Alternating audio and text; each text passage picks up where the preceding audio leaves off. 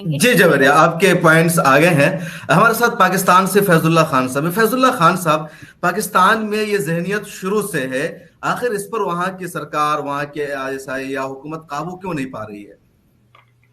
बहुत शुक्रिया तबरेज़ साहब, आपका भी और यहाँ मौजूद मेहमानों का भी और देखने वाले नाजरीन का भी।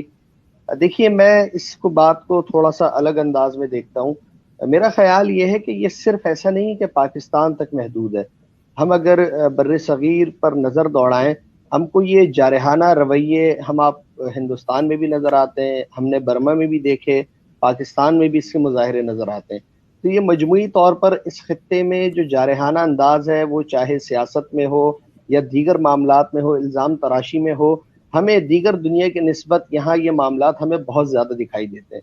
अब अगर हम पाकिस्तान की बात करें तो इसमें कोई शक नहीं, पाकिस्तान में जो मजहबी ग्रुप्स हैं बहुत सारे, ऐसे वो प्रेशर ग्रुप्स के तौर पर मौजूद हैं। लेकिन ये बात आपको इस सारी गुफ्तगू में पेश नज़र रखना चाहिए कि 1947 से जब पाकिस्तान बना था और अब 2021 में हम बैठे हुए हैं, आज दिन तक पाकिस्तान में मजहबी जमातों को वफाकी सतह पे हुकूमत कभी नहीं बनाने दी गई, यानी लोगों ने कभी उनको वोट नहीं किया। 2002 में हमारे खैबर पख्तूनख्वा और बलूचिस्तान में किसी हद तक हुकूमत बनी थी, लेकिन उसका एक खास पस मंज़र था। तो ये बात याद रखने की है कि पाकिस्तान में मजहबी जमातों को इस तरह एब्सोल्यूट मेजॉरिटी कभी नहीं मिली। यानी ये बात इस बात की तायद करती है कि पाकिस्तानी अवाम की अक्सरियत वो मजहबी जमातों को, या जो बहुत ज़्यादा इंतहा पसंदी की बात करते हैं, उन्हें वो इख्तिदार में नहीं लाना चाहते।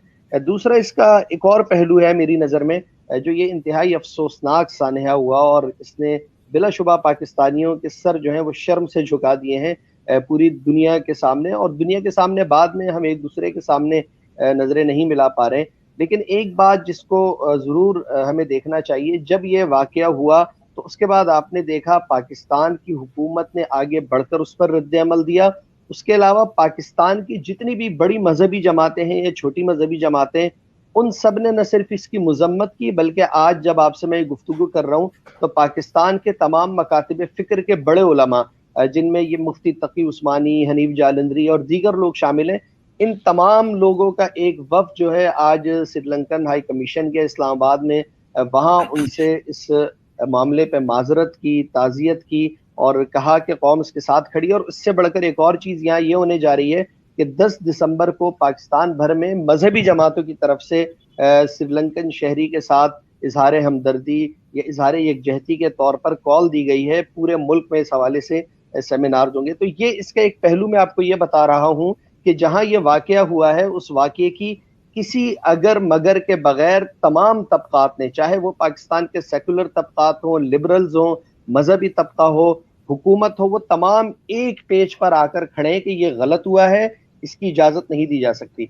दूसरी बात, जो ये हमारे यहाँ कानून मौजूद है, बदकिस्मती से इसका थोड़ा बहुत मैंने मुताला किया है, तो अब अगर अब पाकिस्तान में आप इस कानून के निफाज के बाद मुकदमात का जायज़ा लें तो ये एक बड़ी बदकिस्मती की बात है कि तौहीन रिसालत के हवाले से जो मुकदमात हैं उसमें तकरीबन 80% मुकदमात वो हैं जो मुसलमान ग्रोहों ने एक दूसरे के खिलाफ कायम किए।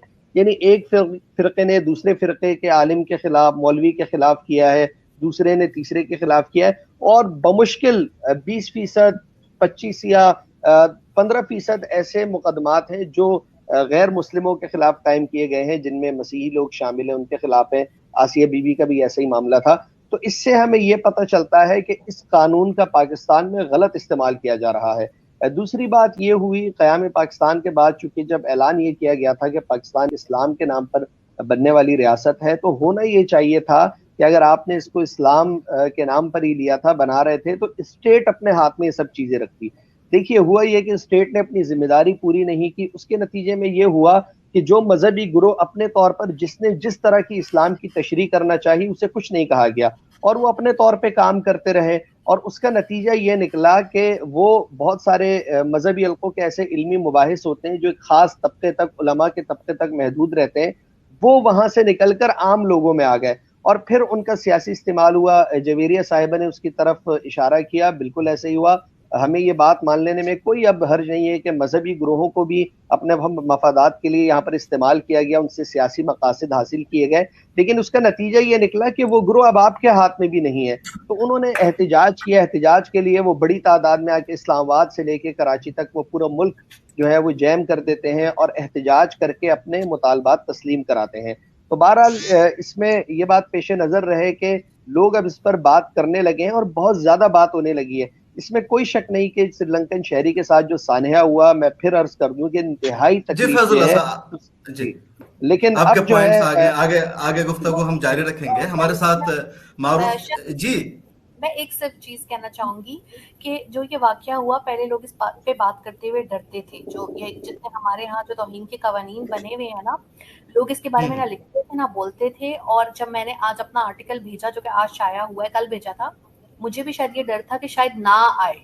पूरा मनोअन शाया हुआ एक एक लफ्ज, और मैंने वीलॉग भी किया। इसके अलावा बाकी सारे जितने हमारे सहाफी, सियासतदान, हमारा जितने बड़े मजहबी लीडरान है ना, वो सब इस चीज के खिलाफ बोल रहे हैं कि ये नहीं होना चाहिए। किसी के पास ये हक नहीं है कि वो मॉब वायलेंस करके या मॉब जस्टिस करके ये सब करे, और इस कानून का गलत इस्तेमाल नहीं होना चाहिए।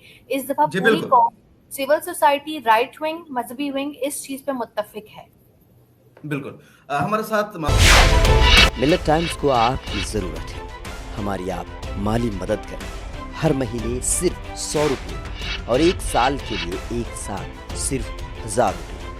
रकम भेजने के लिए यहाँ दिए गए फोन पे, गूगल पे और पेटीएम नंबर का इस्तेमाल कर सकते हैं।